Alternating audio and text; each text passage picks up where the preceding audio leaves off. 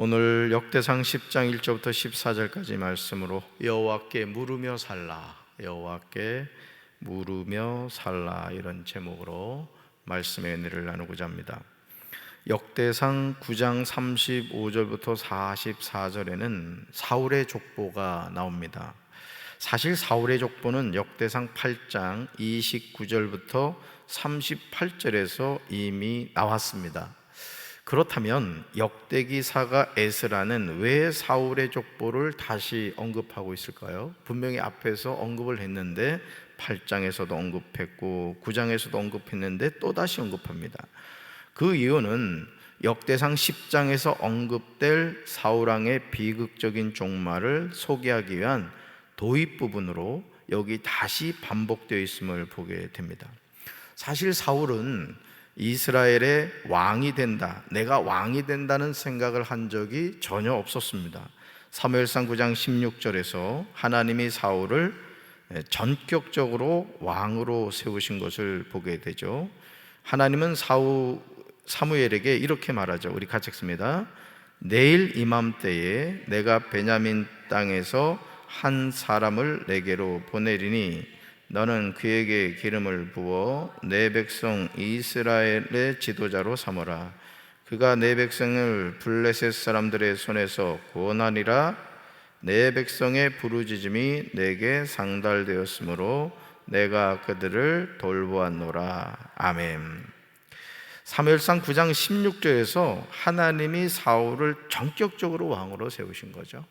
내가 왕이 되어야 되겠다, 이런 마음을 가졌던 게 아니죠. 여러분, 사실 이스라엘의 왕은 누구예요? 하나님이셨죠. 하나님이 왕이셔서 사실은 선지자와 또 나중에 사사를 통해서 이제 이 백성을 이끌어 갔는데, 이젠 우리도 왕이 있어야 되겠다는 거예요. 왜? 주변 나라를 보니까 다 왕이 있어서 전쟁을 할 때 왕이 나를 따르라, 이렇게 하는 모습이 너무너무 좋게 보이는 거예요. 그러니까 결국 무엇을 의미하죠? 하나님을 왕으로 섬기지 않겠다, 이런 얘기입니다. 그러니까 오늘 우리가 여러분 신앙생활 하면서도 항상 기억해야 될 것이 뭐냐, 신앙생활을 한다는 것은 따라서 하나님이 내 삶의 왕이십니다. 아멘. 그래서 이걸 우리가 늘 인정을 하며 살아가는 거거든요. 근데 타락한 인간의 본성은 하나님이 왕이신 것을 인정하고 싶지 않아요. 그래서 여러분, 제가 그 기독교 세계관에 대한 책을 이렇게 읽으면서 거기서 주장하는 게 뭐냐, 여러분 왜 사람들이 동성애를 하고 하나님을 향하여 막 아주 진짜 나를 세우는가 하면 하나님이 싫다 이거예요. 하나님 싫다. 여기 왜 그런 경우 있잖아요. 이렇게 사람을 만나면 뭐 크게 뭐 저기 한 게 없는데 괜히 미운 사람이 있단 말이에요. 그러듯이 이 근본적으로 하나님이 싫은 사람이 있습니다. 여러분, 하나님 좋죠? 조금 그런 것 같은데, 우린 하나님이 좋단 말이에요. 근데 이 뭐 도킨슨이나 이런 아주 극악적인, 정말 하나님을 반대하는 그런 사람들이 결국은 지금 저 미국이나 유럽 같은 경우는 뭐 진짜 여러분 소돔과 고모라가 따로 없는 거예요. 우리나라도 마찬가지입니다. 지금 우리나라도 심심찮게 마약하고는 막 길거리를 돌아다니다가 이렇게 잡히는 경우도 있고 지금 그런 상황이에요. 자, 결론은 뭐냐? 하나님이 왕이신 것을 싫어한다. 그런데 오늘 어쨌든 이스라엘 백성들의 요구에 의해서 하나님이 사울을 전격적으로 왕을 세우셨어요. 사울이 이스라엘의 초대왕이 된 것은 하나님의 전적인 은혜로 왕이 된 겁니다. 마찬가지입니다. 저와 여러분이 예를 들어서 내가 형제가 많다, 근데 목사님 그 많은 형제 가운데 저만 예수 믿거든요. 그 특별한 은혜란 말이에요. 똑똑하고 잘나서가 아니라는 거예요. 그러니까 여러분들이 지금 이 새벽 제단에 나와서 정말 하나님께 예배를 드리고 있다는 것 자체가 축복인 겁니다. 아멘. 그러니까 이 축복을 여러분 놓치지 말라고, 평생 놓치지 말라고, 죽을 때까지. 자, 그렇다면 사울은 겸손한 마음으로 하나님만이 이스라엘의 진짜 왕이심을 인정하면서 이스라엘 왕으로서 바른 모델이 되어야만 했습니다. 왜? 1대 왕이란 말이에요. 그렇죠? 이스라엘 백성들의 요구에 의해서 이제 하나님이 그래? 너희들 왕 세워줄까? 오케이. 알았다 하고서 마음은 편치 않으셨지만은 선지자 사무엘을 통하여 기스의 아들 사울을 정격적으로 왕을 세웠단 말이죠. 그러면 사울은 야, 나를 하나님이 왕으로 세우셨구나, 내가 잘해야 되겠다, 이런 마음을 가졌어야 되는데 안타깝게도 사울은 그렇게 하지 않았다. 그렇게 된 이유가 뭐냐? 사울이 하나님의 말씀에 불순종했기 때문에 그렇습니다. 오늘 저와 여러분이 하나님의 자녀가 되어서, 예를 들어 저는 이제 목사란 말이에요. 목사. 그럼 목사는 뭐냐? 하나님의 일을 감당하는 사람이란 말이죠. 그러면 교회를 돌보고 성도들을 관심을 갖고 우리 교회가 주님이 기뻐하신 참된 교회로 서갈 수 있도록 항상 담임 목사는 그 마음을 가지고 있어야 되는 거예요. 아멘. 그래야 되는 것이죠. 신앙생활하는 여러분들 마찬가지예요. 하나님은 사울 왕에게 회개하고 돌이킬 기회를 여러 번 주셨습니다. 사무엘상 13장에서 사울이 블레셋과의 전쟁할 때 사울은 마땅히 사무엘이 번제와 화목 제물을 하나님께 드려야 함에도 오히려 이리로 가져오라고 하면서 자신이 번제를 드림으로써 범죄를 합니다. 사울이 불경한 행동 때문에 사무엘상 13장 13절과 14절에서 심판을 받게 되는 거예요. 자, 여기서도 우리가 뭘 할 수 있느냐? 하나님은 질서의 하나님이시라는 거예요. 아멘. 그래서 여러분, 주님의 몸된 교회도 바르게 세워가기 위해서는 우리 장로님들이나 권사님들이나 우리 모든 성도님들이 담임 목사의 영적 권위를 인정하고 어떻게 하면 담임 목사님을 도와서 우리 교회를 바로 세워갈 수 있을까? 여러분들이 이 마음을 가져야 된단 말이에요. 아멘. 이제 유치부의 여름 성경학교가 참 은혜 가운데 잘 맞췄어요. 제가 볼 때 어느 때보다도 참 은혜롭게 잘 된 것 같아요. 전 그거를 보면서도 은혜라는 거야. 우리 이제 서동원 간사가 말이지, 그냥 얼마나 섬세한지 몰라요. 눈물도 많고. 어제 그 동생이 그 서울 아산병원에서 그 악성 종양 수술을 받았습니다.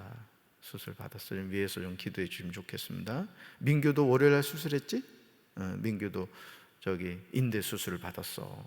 하여간 기도해 줘야 될 우리 저기 가족들이 많은데, 하여간 신빙이야, 쉽게 말하면. 그러니까 인해하고 그냥 학장실 왔다가 담임 목사 눈에 들어가지고 전격 스카우트 된 거거든요. 그런데 우리 이제 전도사님들이 그래도 잘 도와주시고 우리 부장님과 교사들이 한 마음이 되어서 이렇게 하니까는 아주 참 은혜롭게 잘 마쳤단 말이에요. 자, 마찬가지예요. 우리가 어떤 주님의 일을 감당함에 있어서 제일 중요한 게 무슨 마음이냐? 주님이 함께 하시면 됩니다. 아멘. 그래서 목회자도 그렇습니다. 저도 늘 하나님께 기도하면서 제가 하나님의 마음에 합한 목사 되게 해주세요, 겸손으로 허리를 동이게 해주세요. 이게 뭐냐면은, 목사가 예를 들어 시건방져 주잖아. 아이 뭐 하나님 없어, 이제 내가 알아서 한다. 이게 망하는 거예요, 망하는 거. 그러니까 사울 왕이 왜 망했느냐? 여러분, 질서가 있단 말이에요. 질서가. 번제와 화목 제물은 사무엘이 드려야 되는 거라고. 근데 전쟁이 급하다고 세상에 자기가 그걸 해버리네. 인간적으로는 이해가 돼요. 왜? 군사들이 막 흩어지고 막 분위기가 심상치 않으니까 거기다 또 사무엘이 또 늦게 왔어. 약속을 안 지켰다고. 인간적으로 보면 사무엘이 잘못한 거지. 그렇지만 하나님은 뭐다? 질서의 하나님이다. 네가 해야 될 일이 있고 사무엘이 해야 될 일이 있다는 거예요. 교회도 마찬가지입니다. 여러분들이 담임 목사의 영적 권위 아래서 여러분들이 각자의 역할을 착착착착착 감당해 가잖아요. 됩니다, 교회는. 아멘. 저는 그래서 우리 교회가 늘 기도하잖아요. 성령의 바람이 불게 하시고 부흥의 불길이 타오르게 하시고 구원받는 무리가 더해지게 하옵소서. 또 우리 교회가 평안하여 든든히 세워져 가는 교회가 되게 하옵소서. 여러분, 교회가요 평안하고 든든히 세워져 가잖아요. 교회 나오고 싶어지는 거야. 아멘. 사울이 한 행동은요, 하나님이 그에게 내리신 명령을 거역한 거예요. 이걸 두려워해야 됩니다. 하나님이 나에게 내리신 명령은 내 생각과 다르고 내 경험과 달라도 무조건 순종해야 되는 거예요. 한번 말씀 볼까요? 사무엘상 13장 13절과 14절 같이 읽습니다. 사무엘이 사울에게 이르되 왕이 망령되이 행하였도다. 왕이 왕의 하나님 여호와께서 왕에게 내리신 명령을 지키지 아니하였더라. 그 그리하였더라면 여호와께서 이스라엘 위에 왕의 나라를 영원히 세우셨을 것이거늘 지금은 왕의 나라가 길지 못할 것이라 여호와께서 왕에게 명령하신 바를 왕이 지키지 아니하였으므로 여호와께서 그의 마음에 맞는 사람을 구하여 여호와께서 그를 그의 백성의 지도자로 삼으셨느니라 하고. 아멘. 여러분, 이 13절과 14절에서 사무엘이 사울에게 계속 강조하는 게 뭐예요? 왕이 하나님의 명령을 지키지 아니했다 이거예요. 그러니까 사울은 왕이지만 진짜 왕은 누구예요? 하나님이라고. 내가 내 인생의 주인인 것 같죠? 착각하지 마세요.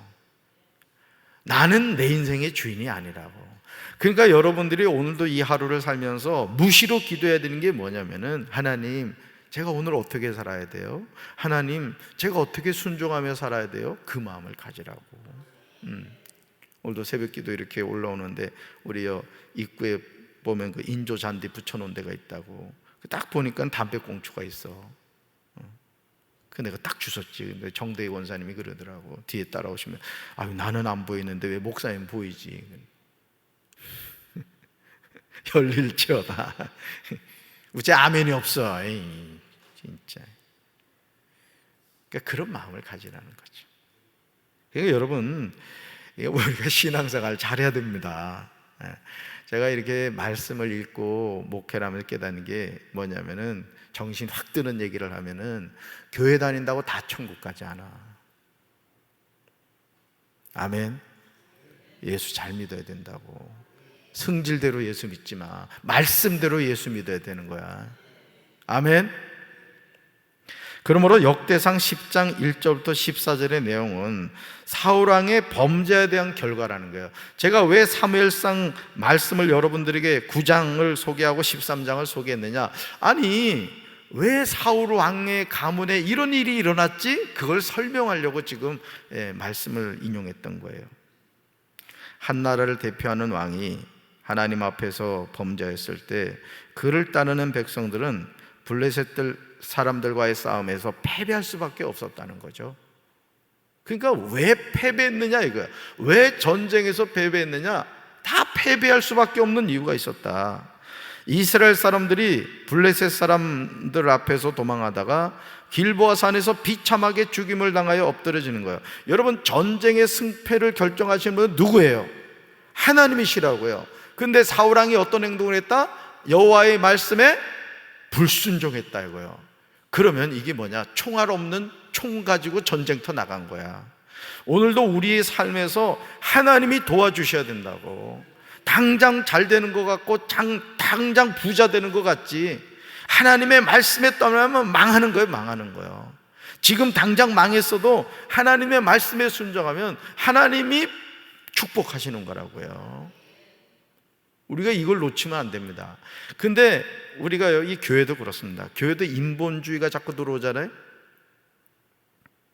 담임 목사가 자꾸 인본주의적인 생각하고 믿음 없는 말이나 하고 말이에요.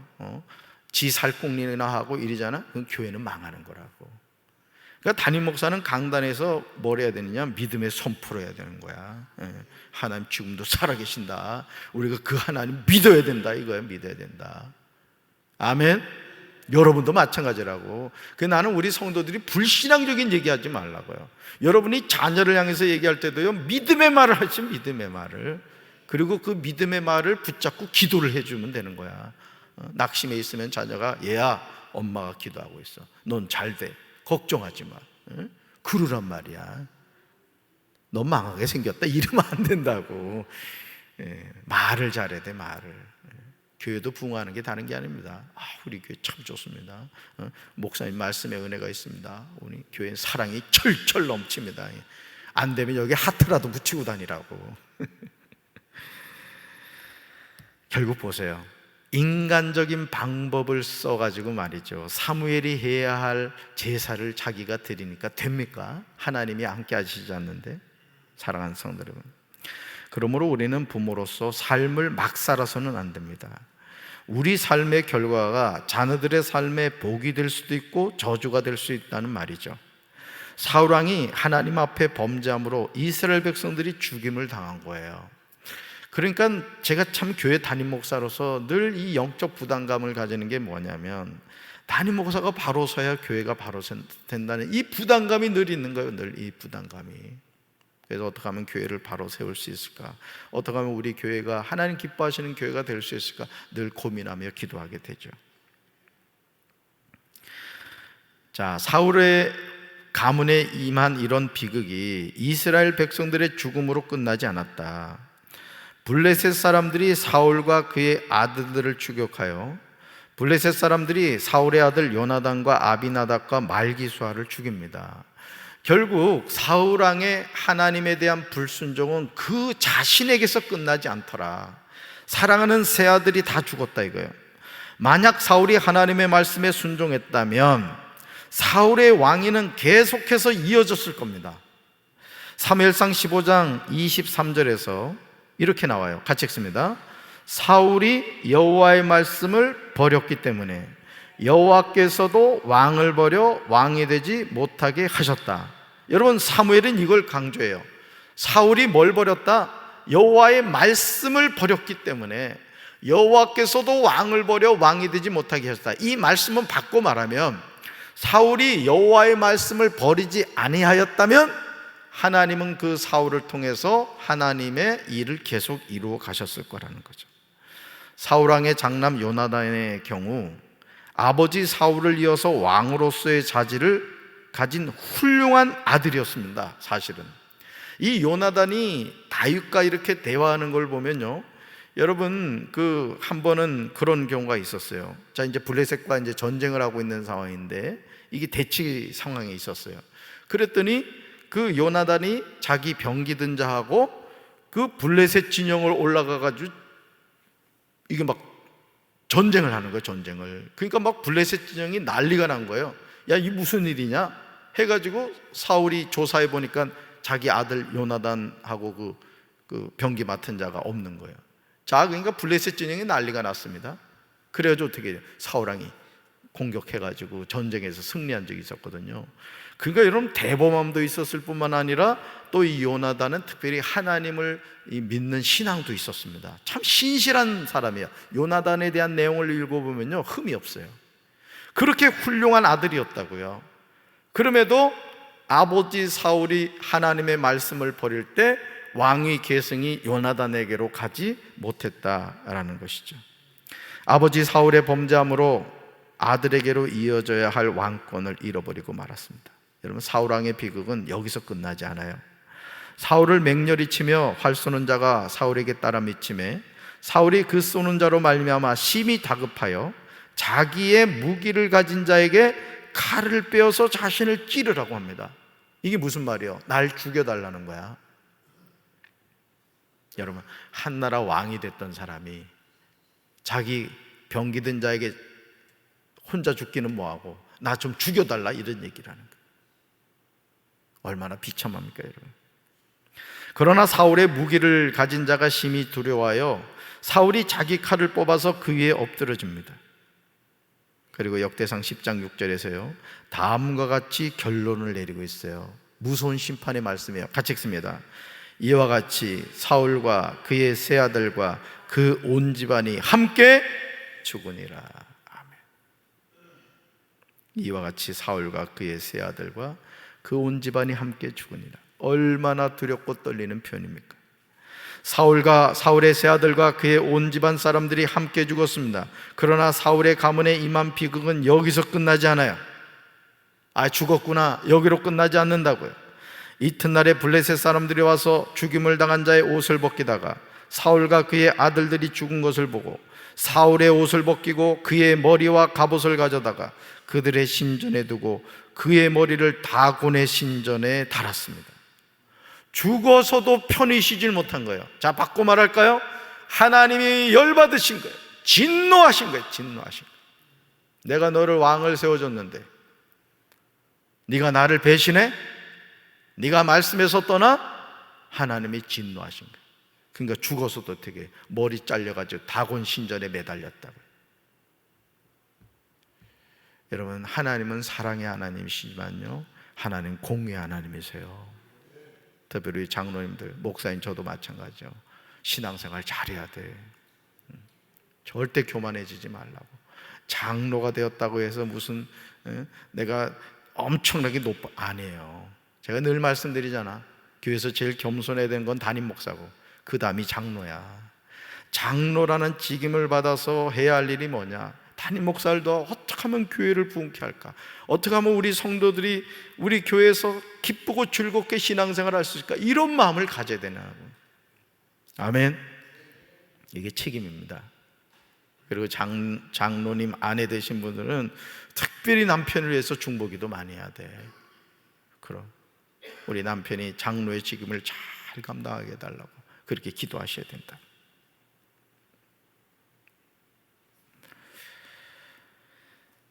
그렇다면 사울과 그의 가문에 왜 이런 고통이 임하게 된 것일까? 에스라는요, 학사 에스라는 역대상 10장 13절과 14절에서 사울의 죄가 무엇인지에 대해서 분명하게 강조하고 있습니다. 이게 중요한 거예요. 자, 학사 에스라가 그럼 왜 이 사울 집안이 이렇게 철저하게 망했는가? 그 이유를 다시 기록하고 있는 거예요.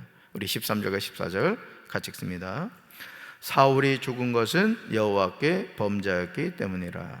그가 여호와의 말씀을 지키지 아니하고 또 신접한 자에게 가르치기를 청하고 여호와께 묻지 아니하였으므로 여호와께서 그를 죽이시고 그 나라를 이새 아들 다윗에게 넘겨 주셨더라. 아멘.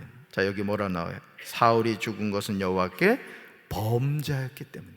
범죄했기 때문에. 그가 여호와의 말씀을 지키지 아니했다는, 그러면서 뭐라고 나와요? 여호와께서 그를 죽이시고. 그러니까 블레셋 사람이 사울과 그의 아들들을 죽인 게 아니라는 거예요. 여호와께서 죽이셨다는 거예요. 왜? 여호와의 말씀을 버렸기 때문에.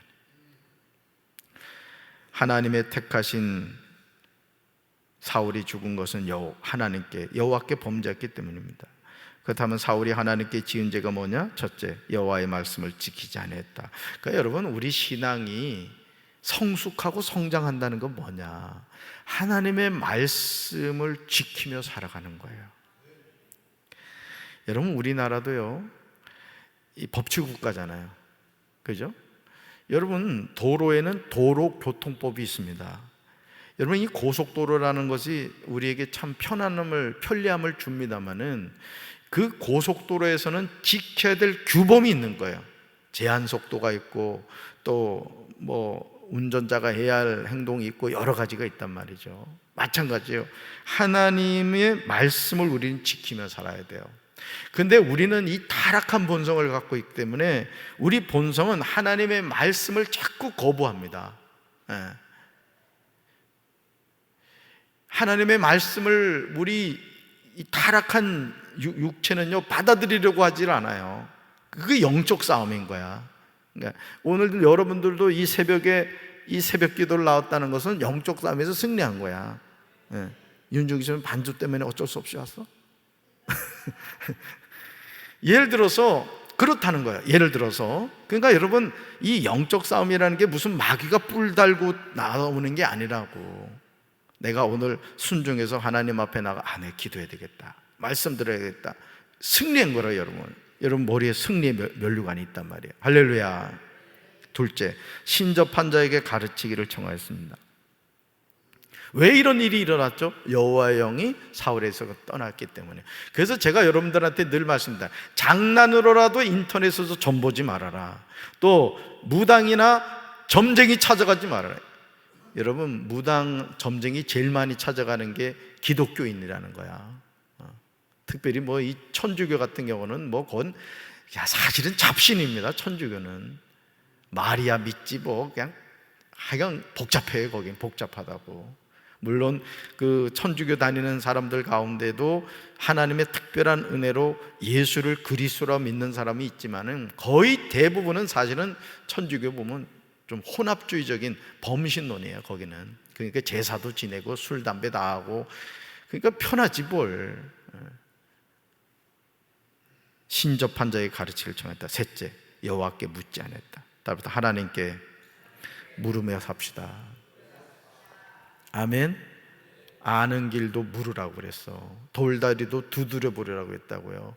그러니까 여러분들이 신접한 자에게 묻지 말고 하나님께 물으시라고. 자꾸 물으세요. 하나님 어떻게 해야 돼요? 어떻게 해야 돼요? 네. 자꾸 물어요. 그 하나님이 그래 지금부터 대답하겠다 이렇게 얘기하진 않아. 물론 음성을 통해서 대답해 주기도 하지만 거의 대부분 어떻게 되냐, 성경을 읽다 보면 그 말씀이 가슴으로 음성으로 들리고 또 주변에 있는 누군가를 통해 하나님이 이렇게 말씀을 들려주신단 말이에요. 할렐루야. 그러므로 이제 우리는 한 사람의 역할이 중요함을 깨달아야 됩니다. 사울 한 사람의 범죄가 한 가문을 파멸로 이끌었음을 알고 구별된 삶을 살아야 돼요. 다시 말해서 우리 가문이, 우리 가정이 나 한 사람이 말씀 가운데 바로 서고 하나님의 말씀에 순종하면 하나님이 나로 말미암아 우리 가문을 새롭게 써가게 하신다는 거예요. 믿습니까? 그 하나님이 좋으신 분이라고. 하나님 과거를 묻지 않아. 오늘부터 새로운 역사를 써갑시다. 여러분 가정이 믿음의 명문가로 우뚝 서게 될 줄로 믿습니다.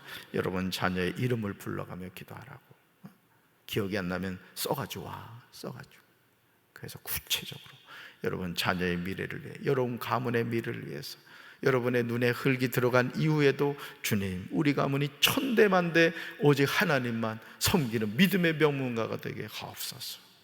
그런 믿음의 간구를 하는 우리 성도들 되기를 주님의 이름으로 축원합니다. 가슴에 손 얹겠습니다. 하나님 아버지, 역대상 10장에서 우린 사울 가문의 철저한 망하는 모습을 보았습니다.